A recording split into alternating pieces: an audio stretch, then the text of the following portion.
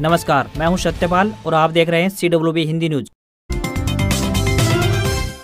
शक संवत 1945 विक्रम संवत 2080 आज आषाढ़ माह के शुक्ल पक्ष की पंचमी तिथि और दिन शुक्रवार है। तदनुसार अंग्रेजी तारीख 23 जून सन 2023। आइए सबसे पहले एक नजर डाल लेते हैं दिन भर की सुर्खियों पर। सोने चांदी के दामों में गिरावट जारी, इस महीने अब तक 1400 रुपए से ज्यादा सस्ता हुआ गोल्ड।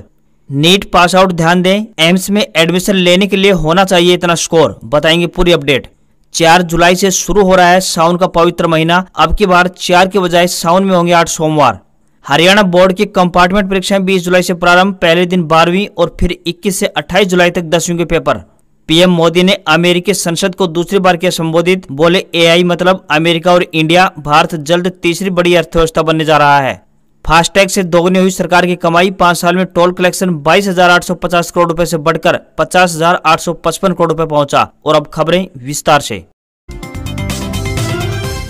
हरियाणा में गर्मी की वजह से फिर से हालात खराब हो रहे हैं। 25 जून के बाद मानसून की गतिविधियां आरंभ होने की संभावना जताई गई है। इससे पहले लोगों को गर्मी सहनी पड़ेगी। बता दें कि 23 जून के बाद मौसम बदलने लगेगा। वहीं जून के अंत तक गर्मी से काफी हद तक राहत मिलने की संभावना मौसम विभाग ने जताई है। मौसम विभाग का कहना है कि 25 और 27 जून के बीच कुछ क्षेत्रों में तेज बरसात भी हो सकती है। वहीं अगले 48 घंटों में मानसून ओडिशा, पश्चिम बंगाल, बिहार, झारखंड और पूर्वी उत्तर प्रदेश को कवर कर लेगा। अगर मानसून की रफ्तार यही रही तो तय समय पर हरियाणा के कुछ हिस्सों में प्रवेश कर जाएगा। हरियाणा में 30 जून तक मानसून आ सकता है। फिलहाल मानसून के आगे बढ़ने में कोई बाधा नजर नहीं आ रही है। 25 जून से बारिश की गतिविधियां प्रारंभ होने जा रही हैं।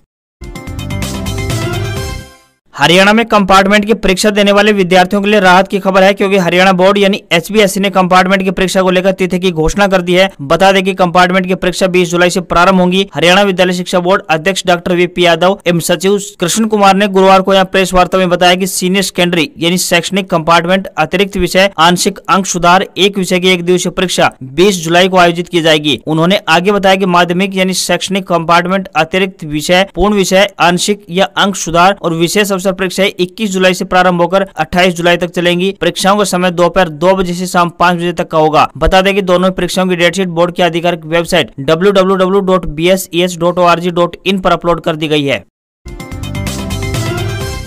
केंद्रीय रक्षा मंत्री राजनाथ सिंह की 29 जून को हरियाणा में होने वाली रैली के कार्यक्रम में बदलाव किया गया है। अब राजनाथ सिंह यमुनानगर के जगाधरी में होने वाली रैली में शामिल होंगे। इससे पहले राजनाथ सिंह राज्य को गृह मंत्री अनिल विज के गृह जिले अम्बाला की अनाज मंडी में होने वाली रैली में शामिल होना था। रैली के शेड्यूल में बदलाव की जानकारी प्रदेश के शिक्षा मंत्री कंवरपाल गुर्जर ने दी है। पार्टी सूत्रों के मुताबिक रैली में यह बदलाव पार्टी स्तर पर लिया गया है, जिस कारण सिर्फ रैली का स्थान बदल दिया गया है। साथ ही रैली पहले की तरह ही 29 जून को होगी। वहीं बीजेपी हरियाणा की 10 लोकसभा सीटों पर फोकस कर रही है। नीट की परीक्षा पास करने वाले छात्रों को इस बारे में पता होगा कि इस साल देश में सरकारी व निजी मेडिकल कॉलेजों में MBBS की सीटों को बढ़ाया गया है। इस साल लगभग 1,10,000 सीटों में 52,778 सीटों पर सरकारी मेडिकल कॉलेजों में एडमिशन होंगे। तो वहीं निजी कॉलेज की बात करें तो 48,265 सीटों पर दाखिला लिया जाएगा। यदि 2022 के मुकाबले इस साल को देखें तो इस बार लगभग 8,000 से ज्यादा नई सीटें दाखिले के लिए उपलब्ध होंगी। इस कारण 2022 के मुकाबले इस वर्ष कट ऑफ काफी कम हो सकती है। अभी तक जो ट्रेंड है उसके अनुसार केरल, राजस्थान, बिहार, झारखंड, उत्तर प्रदेश इत्यादि की कट ऑफ ज्यादा होती है। वहीं हिमाचल प्रदेश, आंध्र प्रदेश, महाराष्ट्र इत्यादि राज्यों में कट ऑफ काफी कम होती है। इसलिए सरकारी कॉलेजों में दाखिला आसानी से मिल जाता है। यदि एम्स की बात करें तो जिस छात्र ने 705 से ज्यादा स्कोर किया है उसे आराम से दाखिला मिल सकता है। वहीं जनरल कैटेगरी में 610 से ज्यादा स्कोर पाने पर व SC में 500 से ज्यादा व ST में 450 से ज्यादा स्कोर पर कहीं न कहीं सरकारी कॉलेज में दाखिला मिल जाने की संभावना बन रही है। हरियाणा के गृह एवं स्वास्थ्य मंत्री अनिल विज ने अंतर्राष्ट्रीय योग दिवस पर कहा कि सरकार ने राज्य के 6,500 गांवों में योग विद्यालय खोलने का संकल्प लिया है, जिसमें 1,000 योग विद्यालय पूरे हो चुके हैं और लगभग 1,000 योग शिक्षकों की भर्ती भी की जा चुकी है। उन्होंने कहा कि आयुर्वेद एवं योग को बढ़ावा देने के लिए कुरुक्षेत्र में 100 एकड़ भूमि पर आयुष विश्वविद्यालय स्थापित करने का कार्य किया जा रहा है, जिसमें छात्र आयुर्वेद से संबंधित 5 विधाओं आयुर्वेद, योग, सिद्ध, यूनानी व होम्योपैथी के बारे में अध्ययन करेंगे। कुछ समय पहले हरियाणा कर्मचारी चयन आयोग यानी HSSC की तरफ से ट्रेंड ग्रेजुएट टीचर यानी TGT शारीरिक शिक्षक के 1067 पदों के लिए 29 अप्रैल को परीक्षा आयोजित हुई थी। आपको बता दें कि इस परीक्षा का परिणाम जारी कर दिया गया है। इन 1067 पदों में मेवात कैडर के 246 और बाकी शेष हरियाणा के 821 पद शामिल हैं। परीक्षा का परिणाम हरियाणा SSC की वेबसाइट www.hssc.gov.in पर उपलब्ध है। जो उम्मीदवार लिखित परीक्षा में पास हुए हैं अब उनको दस्तावेज सत्यापन के लिए बुलाया जाएगा। युवाओं के दस्तावेजों की जाँच 6 और 7 जुलाई जुलाई को की जाएगी। परीक्षा पास करने वाले अभ्यर्थियों को पंचकुला के सेक्टर 16 स्थित अग्रवाल भवन में सुबह 8:30 बजे रिपोर्ट करने के लिए निर्देशित किया गया है। दस्तावेज जांच के लिए जाने वाले युवाओं को अपने साथ सभी मूल दस्तावेज, सभी दस्तावेजों की सत्यापित प्रतियों का सेट तथा डाउनलोड की गई आवेदन फार्म और स्क्रूटनी फॉर्म की 100 प्रमाणित प्रति ले जानी साथ होगी। स्क्रूटनी फॉर्म आयोग की वेबसाइट से डाउनलोड किया जा सकता है। उम्मीदवार इस बात का ध्यान रखें कि यदि कोई उम्मीदवार दस्तावेजों की जांच के लिए उपस्थित नहीं होता है तो उसे बाद में कोई भी मौका नहीं दिया जाएगा। इसके लिए उम्मीदवार स्वयं जिम्मेदार होंगे। सावन का महीना देवों के देव महादेव को समर्पित माना जाता है। इस महीने में यदि शिव जी के भक्त पूरी श्रद्धा भाव से अपने आराध्य देव की पूजा अर्चना करते हैं तो उनकी हर मनोकामना पूरी हो जाती है। हर साल सावन मास यानी सावन महीने की शुरुआत आषाढ़ माह की पूर्णिमा तिथि के अगले दिन से प्रारंभ होती है। अब की बार सावन का पवित्र महीना 4 जुलाई 2023 से शुरू होने जा रहा है, जो कि 31 अगस्त 2023 को समाप्त होगा। देवों के देव महादेव के भक्तों को उनकी उपासना करने के लिए अब की बार कुल 59 दिनों का समय मिलेगा। माना जा रहा है कि ऐसा अद्भुत संयोग कई सालों के बाद बन रहा है। इसी वजह से अब की बार भोलेनाथ के भक्तों को उनकी उपासना करने के लिए 4 के बजाय 8 सावन के सोमवार करने होंगे। ऐसे में अब की बार सावन 2 महीने का होने वाला है। धर्म शास्त्रों के अनुसार बात करें तो अधिक मास के स्वामी भगवान विष्णु को माना जाता है, वहीं सावन का महीना भगवान शिव जी को बेहद प्रिय है। ऐसे में इस बार सावन और अधिक मास साथ पड़ने की वजह से भगवान शिव शंकर के साथ साथ आपको भगवान विष्णु जी की कृपा भी प्राप्त होगी। सावन का पहला सोमवार 10 जुलाई को, तो इस सावन का अंतिम सोमवार 28 अगस्त को पड़ने वाला है। हरियाणा की हाई पावर परचेज कमेटी की मीटिंग खत्म हो गई है। मुख्यमंत्री मनोहर लाल खट्टर ने मीटिंग की अध्यक्षता करते हुए हरियाणा पुलिस के लिए 70 नई गाड़ियां खरीदने की मंजूरी दी। इसके साथ ही मीटिंग में बिजली और सिंचाई विभाग के एजेंडे भी रखे गए। 140 करोड़ रुपए से अधिक की खरीद व कॉन्ट्रैक्ट को मंजूरी दी गई है। मीटिंग में ऊर्जा मंत्री रणजीत सिंह, कृषि एवं किसान कल्याण मंत्री जेपी दलाल और श्रम राज्य मंत्री अनूप धानक भी मौजूद रहे। सीएम ने बताया कि बैठक में सिंचाई, हार्टोन, लैंड रिकॉर्ड, परिवहन, हरियाणा विद्युत प्रसारण निगम लिमिटेड और पशुपालन विभाग के कुल 21 एजेंडे रखे गए थे, जिसमें से अधिकतर एजेंडों को मंजूरी दे दी गई है। Haryana high power purchase committee meeting 3 दिन पहले भी की गई थी।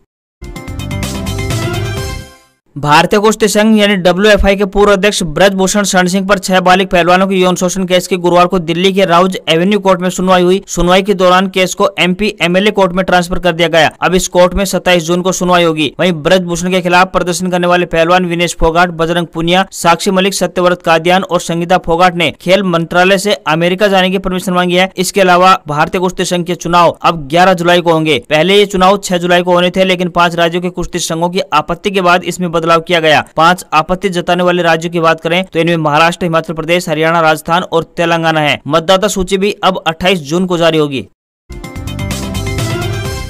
हरियाणा की मनोहर सरकार ने पंचकुला जिले के मोरनी क्षेत्र के किसानों को बेहतर सिंचाई सुविधाएं प्रदान करने की दिशा में एक कदम उठाते हुए वहां पर एक बड़ी सूक्ष्म परियोजना स्थापित करने का निर्णय लिया है। करीब 20 करोड़ रुपए की लागत से बनने वाली इस परियोजना में लगभग 1280 एकड़ जमीन को सिंचाई के लिए पानी मिलने की उम्मीद है। इससे जमीन पर खेती की जा सकेगी, जिससे किसानों को बड़ा फायदा मिलेगा। सीएम खट्टर ने कहा कि मोरनी क्षेत्र के गाँव के लिए सौर ऊर्जा संचालित एकीकृत सूक्ष्म सिंचाई परियोजना के कार्यान्वयन से न केवल सिंचाई सुविधाएं मिलेंगी बल्कि कृषि क्षेत्र के बढ़ाने में भी मदद मिलेगी। उन्होंने कहा कि पायलट प्रोजेक्ट की सफलता के बाद अन्य स्थानों पर भी ऐसी ही परियोजनाएं स्थापित की जाएंगी।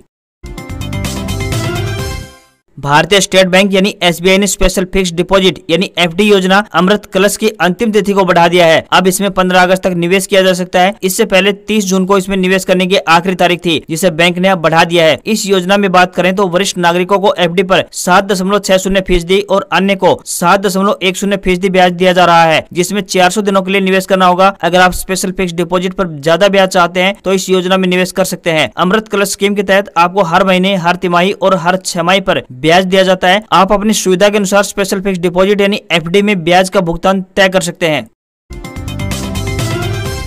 पटना में शुक्रवार को विपक्षी दलों की बड़ी बैठक होने वाली है। इसमें विपक्षी पार्टियों के नेताओं के आने का सिलसिला शुरू हो गया है। गुरुवार को 4 राज्यों के CM और एक पूर्व मुख्यमंत्री बिहार पहुंच गए हैं। इनमें बंगाल की मुख्यमंत्री ममता बनर्जी, तमिलनाडु के मुख्यमंत्री M.K. स्टालिन, पंजाब के मुख्यमंत्री भगवंत मान और दिल्ली के CM अरविंद केजरीवाल के अलावा जम्मू कश्मीर के पूर्व मुख्यमंत्री शामिल हैं। सूत्रों के हवाले से गुरुवार को बताया गया कि आम आदमी पार्टी ने केंद्र सरकार के अध्यादेश के खिलाफ कांग्रेस को साथ देने के लिए कहा है। पार्टी ने कहा है कि अगर कांग्रेस हमारा साथ नहीं देती है तो हम विपक्ष की मीटिंग में शामिल नहीं होंगे। भाजपा के खिलाफ विपक्षी एकता की बैठक शुक्रवार यानी आज पटना में मुख्यमंत्री आवास में होगी। 23 जून की मीटिंग में शामिल होने के बाद ममता बनर्जी आज शाम 4 बजे कोलकाता के लिए रवाना हो जाएंगी।